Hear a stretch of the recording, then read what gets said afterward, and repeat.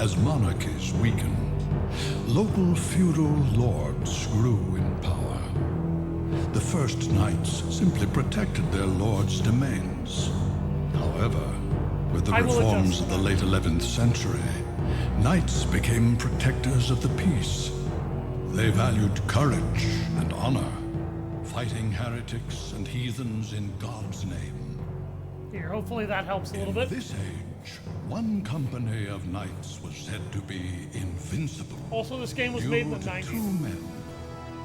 Leon Belmont, a courageous man who feared nothing and whose combat abilities were second to none.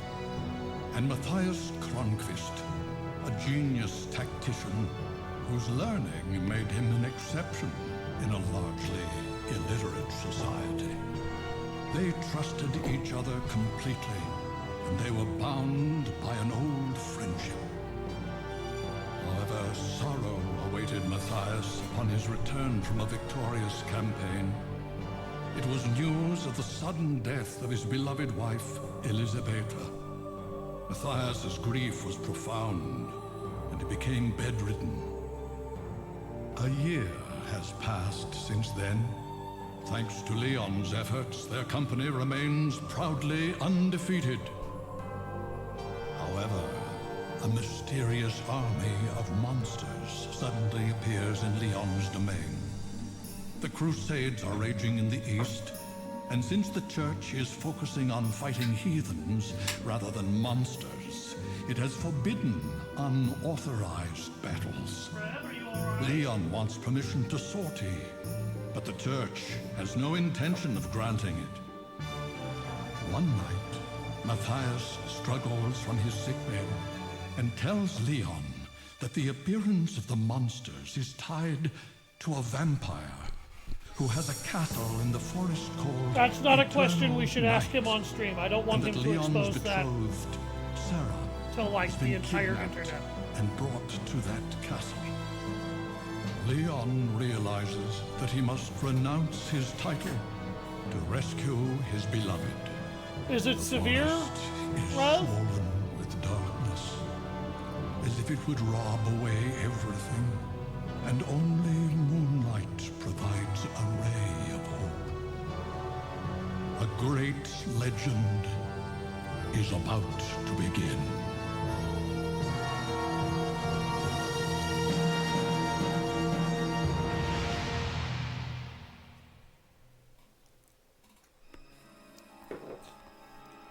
Alright, so that magnificent intro brings us to Castlevania Lament of Innocence.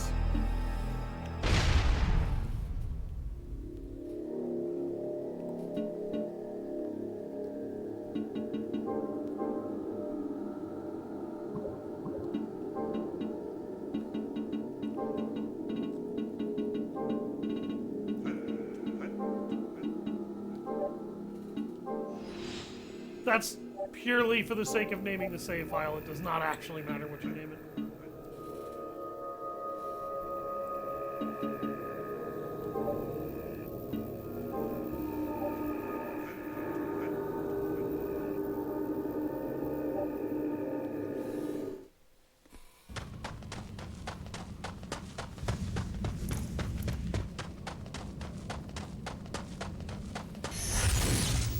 I really hope that What just happened? Doesn't I felt point something to something strange. bad. Ah, he must really like you. You won't be able to leave now. Who's there? Now, don't get so excited. I'm just an old man. I just came to gawk at the man crazy enough to come here. You don't seem like a monster. Of course not. What is your name? Leon. Leon. You're not Baron Leon Belmont. Just Leon Belmont. I have given up my title. And you, old man? Pardon me, Lord Belmont. My name is Rinaldo Gandolfi. You can call me Leon, and I will call you Rinaldo. Don't call me Lord. We're equals now. As you wish. Now, please follow me to my cottage. I want to talk to you.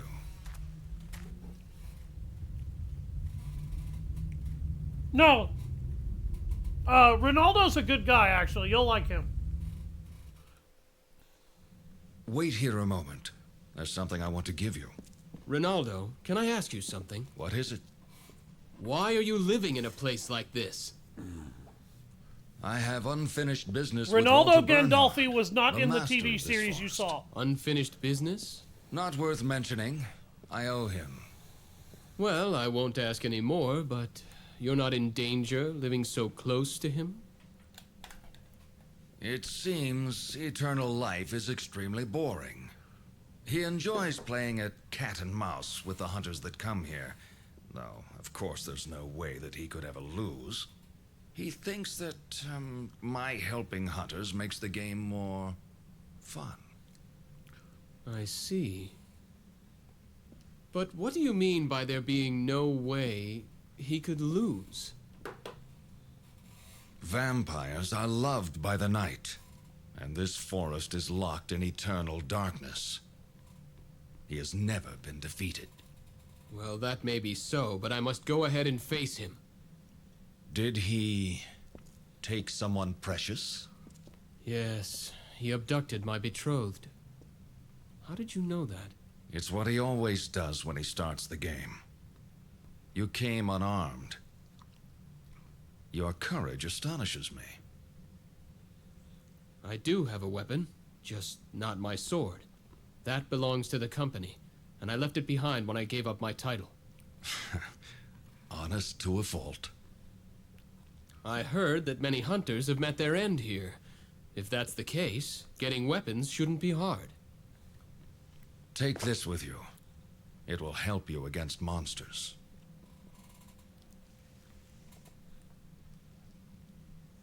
What is this?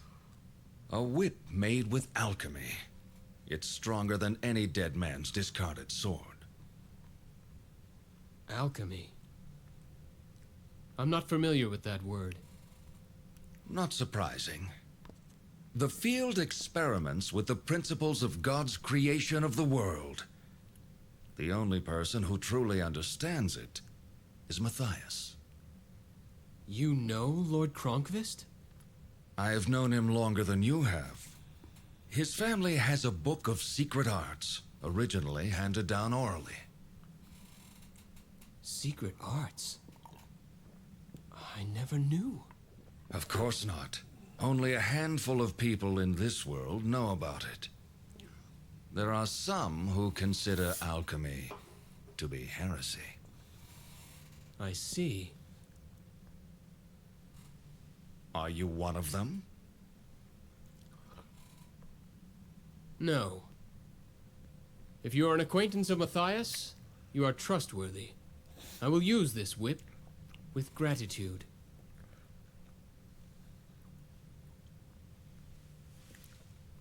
I'll explain after the cutscene. Put your left hand out. My left hand. Like this? Don't move now.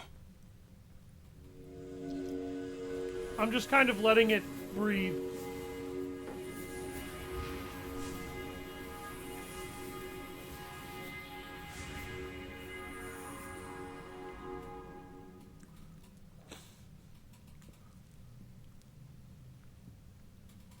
That should do it.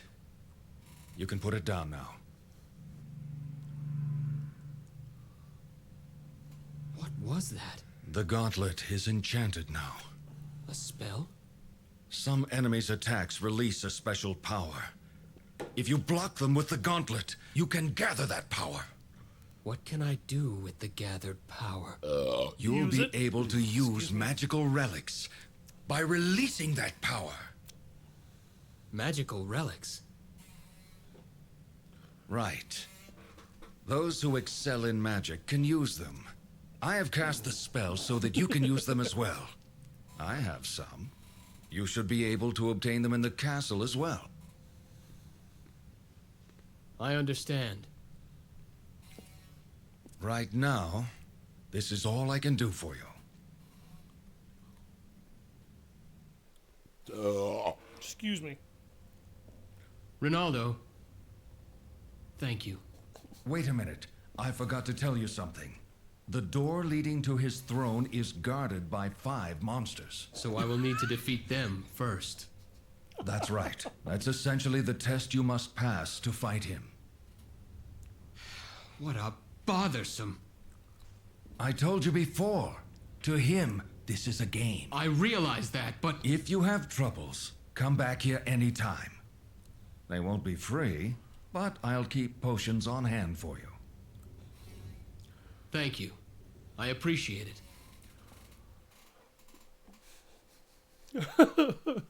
I apologize.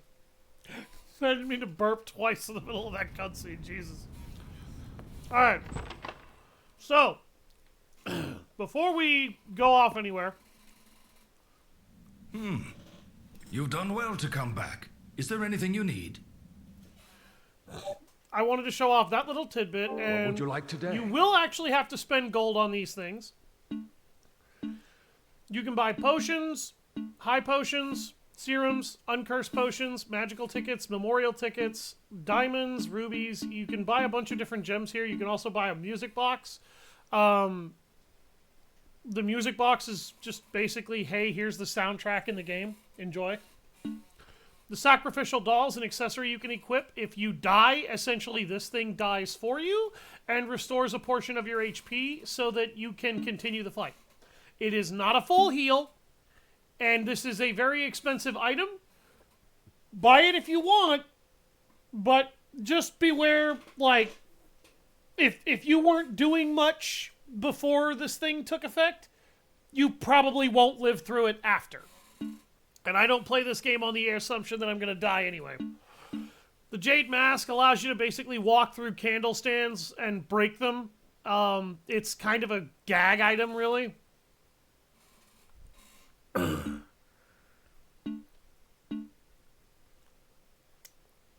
There's also the White Bishop. This is one of the magical relics that Ronaldo was talking about in that cutscene.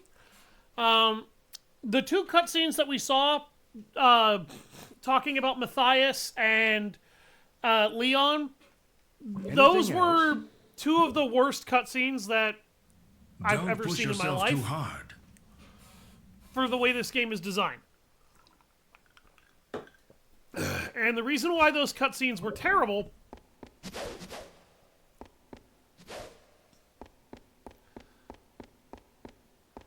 has nothing to do with those cutscenes being... Oh my god.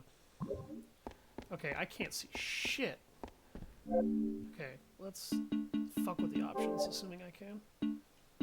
Oh, no, that's literally all you can fuck with. Okay. So I will have to adjust to the brightness. Yeah. Here, let me see if I can actually mess with the filter.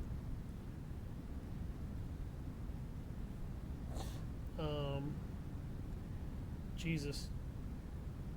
This is scaled up to HDMI, too.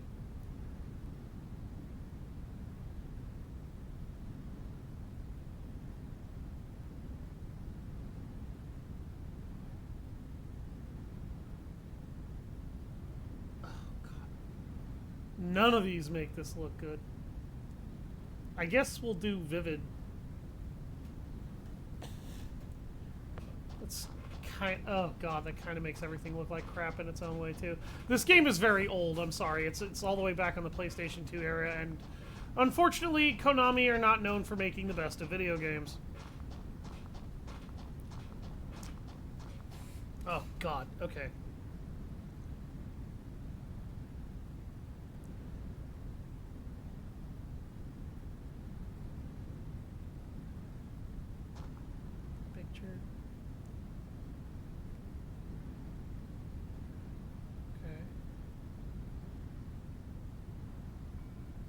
What? What? No. Oh my god.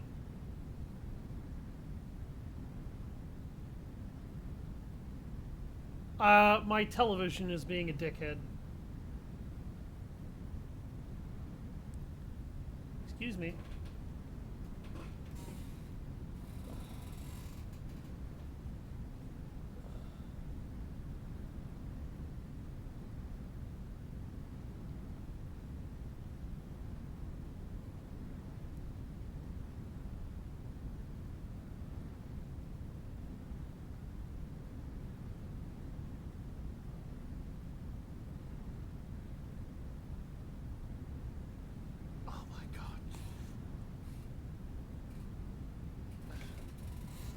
There, okay. Good lord. Okay, Pebbles, just hold on.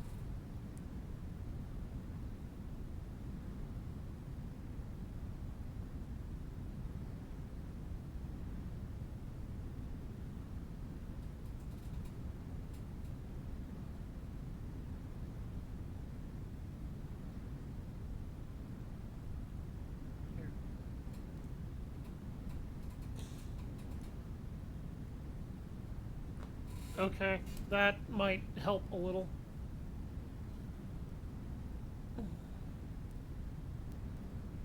What the? No. Stop that. I don't honestly know.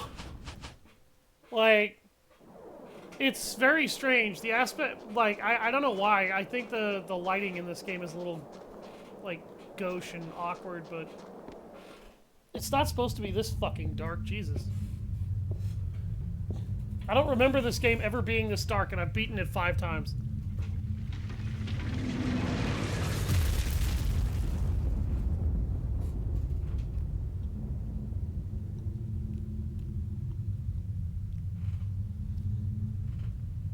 Sarah, wait for me.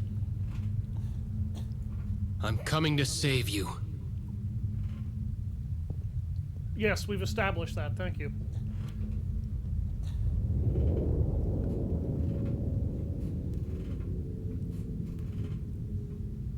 Thankfully, Castlevania Curse of Darkness is much less painful to look at. And that's what I'll be streaming when I finish this.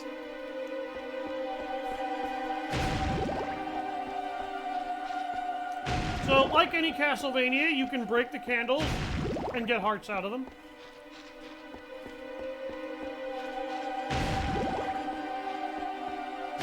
As you can see, this level is called the Prelude to the Dark Abyss.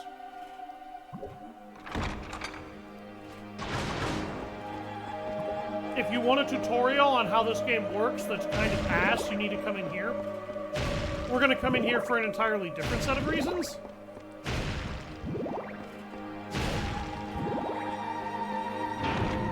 What the fuck is this? It's dark because it's a gothic horror atmosphere in a game.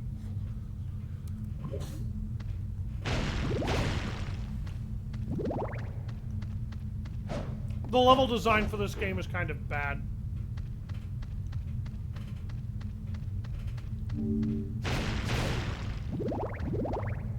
I wish I could tell you the lighting will get better, but it might. Yeah, the camera angle to this game is the camera angles are going to be a little awkward.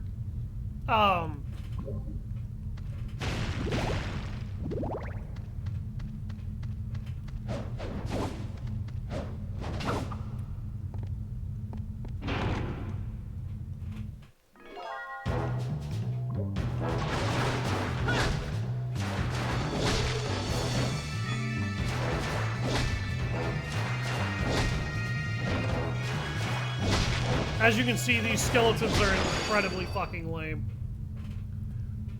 Guard plus X. Hey, now I can quick step.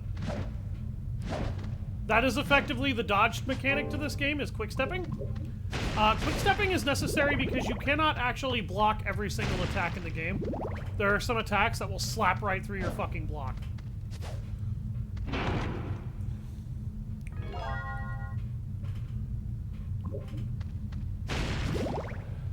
This tutorial is ass for several reasons. It gives you a text description of what the fuck you're supposed to be doing, and then just kind of expects you to get it right away. The main reason I fucked that up on purpose right there, right away, is because the uncursed potion down there, I wanted it. You basically swing your whip with the square button at the right time in midair, and you can lash onto poles like this, and then fly over any area that would normally be dangerous to you. It looks like I'm watching someone else play this game. As a spectator, what even makes sense. Here we now have the ability to accumulate MP by guarding against enemy attacks. We can then you can consume it using relics. Use a relic to defeat the enemy. You will note that we do not have any relics currently, but there's a Svarog statue right here. This is a golden armor. The golden armor is completely immune to all damage. And you will notice that it has a purple glow before it attacks. This is the game trying to teach you that you need to block any attack that has a purple glow. If you block that, you'll notice by blocking, my MP meter is building up. This is how you generate your mana during a fight. You wait for enemies to unleash attacks like this. Literally any enemy in the game has an attack like this. And then you hit circle, and you can activate a magical relic.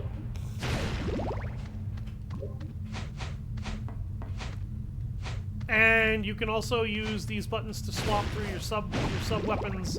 Attached orb will get orbs later.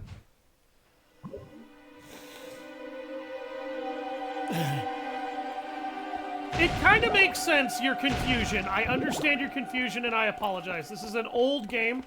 It's very clunky. It was made back in the days when 3D titles were just starting to become something really popular. If you use the circle button, as you just saw, I can throw a knife. And that's basically your very first sub-weapon in the game is the knife.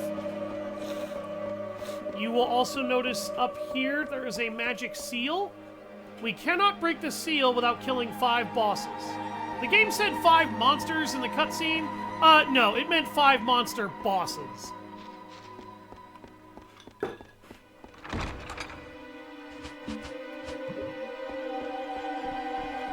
So, to characterize the story of this game so far, Leon Belmont is a former knight of the English or European military that works for the church.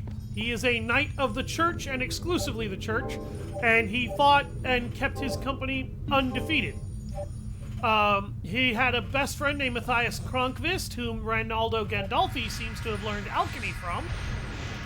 These are save points, by the way. They will fully restore your health. They will not restore your mana, and they will not restore your hearts. Hearts are only restored by breaking these and collecting them. There are items called heart refreshes that you can use. So the game is also now drawing attention to this. You might look at that and go, what the fuck is that supposed to be? Well, I'll tell you, it's actually very simple. Oh. Also, there's a marker stone in the corner here. The marker stones exist to allow you to place markers on the map. This is the first map you'll receive in the game, and it immediately gets you pulled into this area. The game is introducing you to its many sub-areas. These sub-areas, the first one is House of Sacred Remains. You have to go to each of the 5 sub-areas in those 5 stone pedestals and kill the bosses that are locked inside.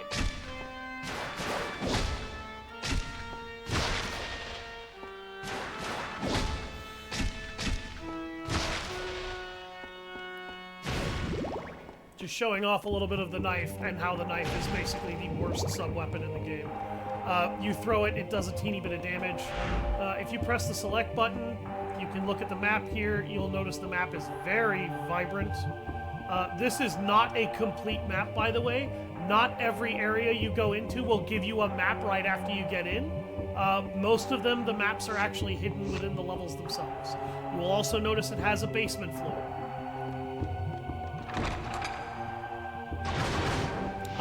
Yes, actually he is. Technically speaking, Leon is in the original video game timeline, he is the very first Belmont to ever actually engage against Dracula. And you might be wondering, where is Vlad? Well, Vlad is not actually in this game. And the way they kind of retconned the original Dracula storyline when they made this game is a little difficult to talk about. It's not the end of the universe. Oh god, am I being stupid? No, I'm not. Okay, there isn't anything over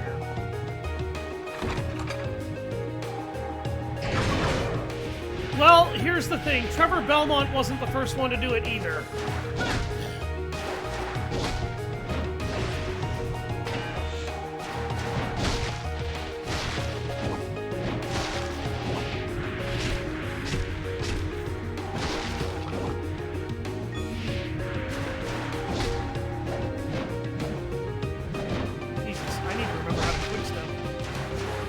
Game feels semi-unresponsive. You may also notice that fire damage does a bullshit amount of damage to skeletons. Skeletons have always had a deep weakness to fire.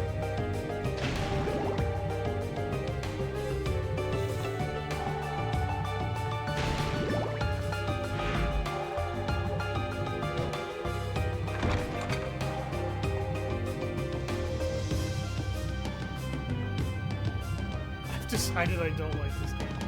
This game is not like the TV series that much.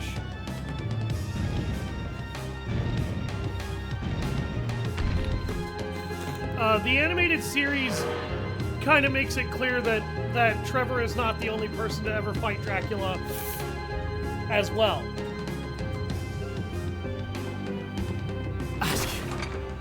The show and the game series are separate entities, and you need to be able to see them as such. The show is very, very good on its own. Like I said, you take that show in a vacuum, it's not a bad thing. If you try and take it with the continuity of the games, it actually screws a lot of stuff up.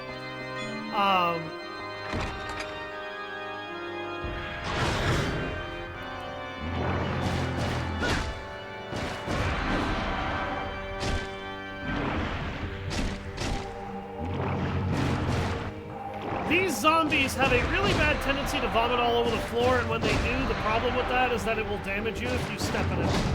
That's like the only annoying thing about these enemies. The skeletons are a fucking joke. Every so often, and by every so often I mean fairly frequently, the game will lock you in a room. You didn't get the last piece. You don't have to break all of these pathologically. I just do sometimes because I think it's funny.